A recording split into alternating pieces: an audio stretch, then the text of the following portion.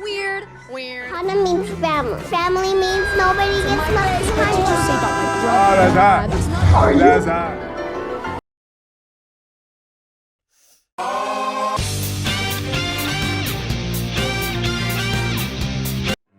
Mid, adjective, to be in the middle part or position of a range.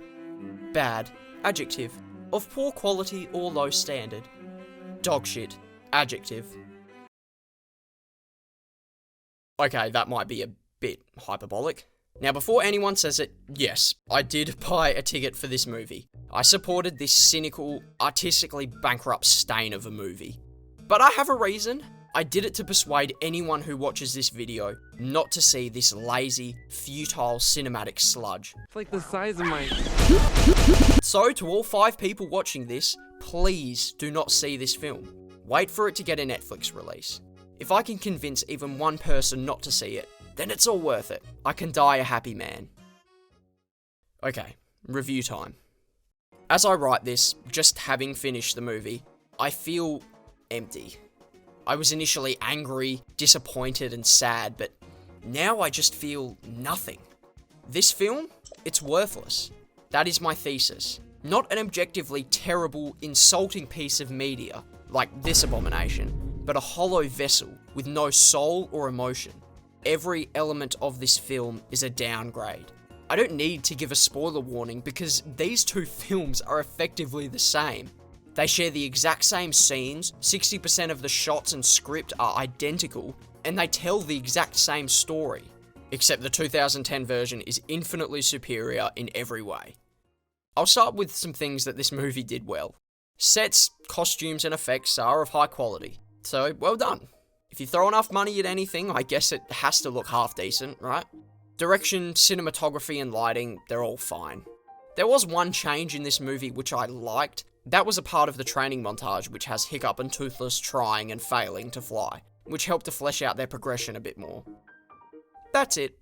That concludes my positives, and leads me right into the negatives. Even though this small improvement was made, they went on to ruin the test drive scene. One of the greatest scenes in cinema. Yes, this scene. The best scene in the movie. They fucked it up. It no longer has the gravitas and blood-pumping high stakes of the original. The structure of this scene is ruined in the remake. Awkward pacing and bland characters aside. Instead of the climax of the music and narrative being cohesive and following a similar pace, the triumphant part of the score plays before they have even encountered the challenge, which ruins the build-up and payoff, and I despise it. Then the music cuts out while they fall, ruining that disorienting, terrifying sequence, before they awkwardly find their way through the rocks, without the immense speed and reflexes that made this moment so tense. This sequence, this blend of character, music, and animation continues to give me chills as an adult. This is a joke.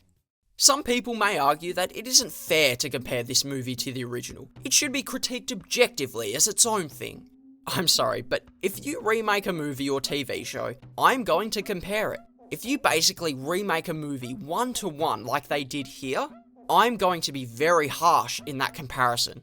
Because you have done nothing creative or artistic for me to give you the benefit of the doubt.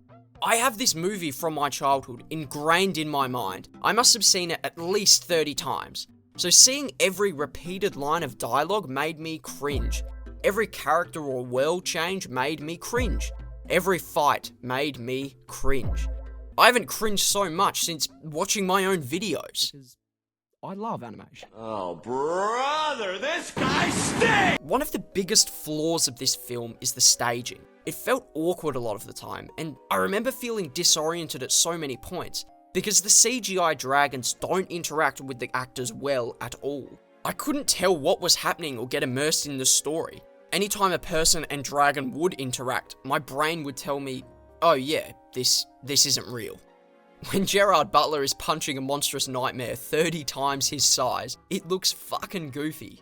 The performances were a strangely weak link. Jason and Nico did a good job, but Gerard Butler was kind of phoned in, which is odd for him, considering he's already played this character like 3 times.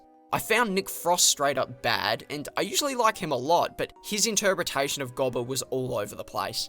Peter Serafinowicz was randomly cast as Spike Lout, and he gets all of 3 lines. All of the Dragon Riders had a pretty rough performance. So much of their dialogue was forced and stiff. Stiff is actually a good way to describe this movie. It doesn't flow together or feel cohesive at all.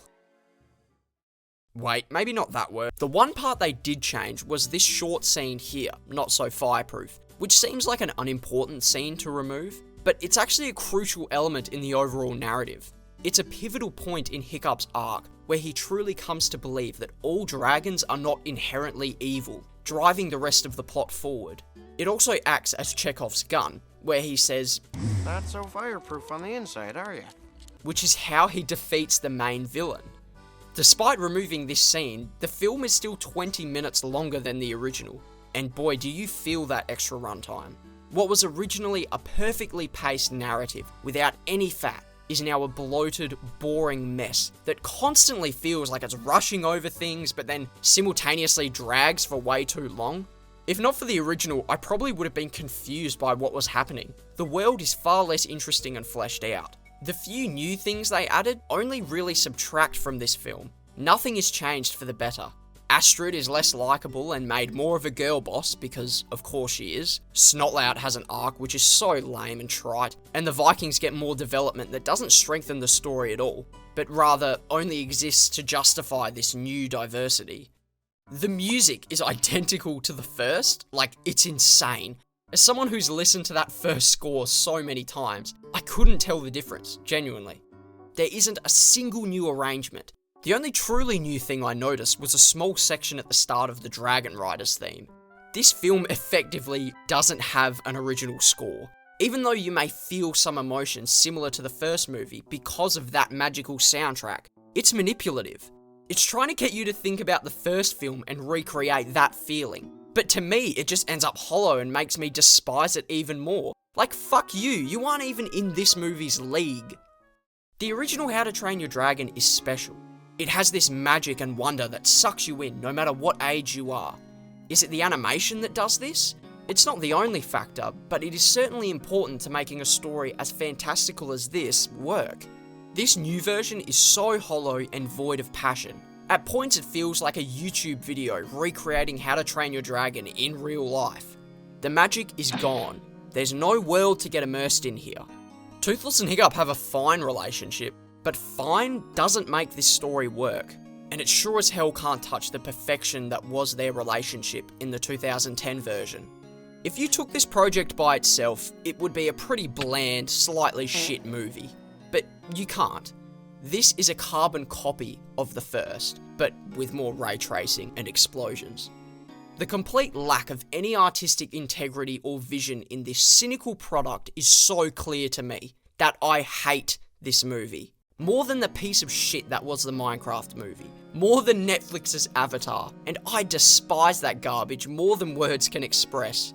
But at least that show had some creative effort. Some vision that was slightly unique, even though it ended up being a steaming dumpster fire.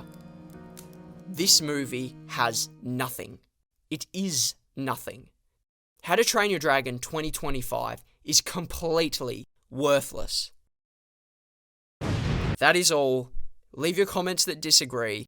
Dislike and report me for being wrong. Have a bloody good day.